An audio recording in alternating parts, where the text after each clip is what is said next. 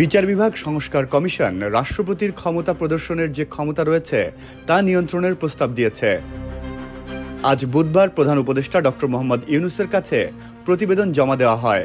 পরে press wing থেকে গণমাধ্যমে সারসংক্ষেপ পাঠানো হয়েছে।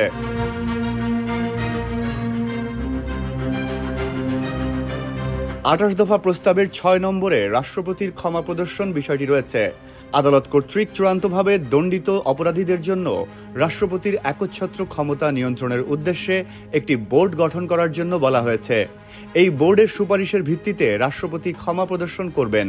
এটি বিচার বিভাগের স্বাধীনতা রক্ষায় এবং ক্ষমার সুষ্ঠু ব্যবহার নিশ্চিত করতে সাহায্য করবে, যা স্বচ্ছতা ও নিরপেক্ষতা নিশ্চিত করবে।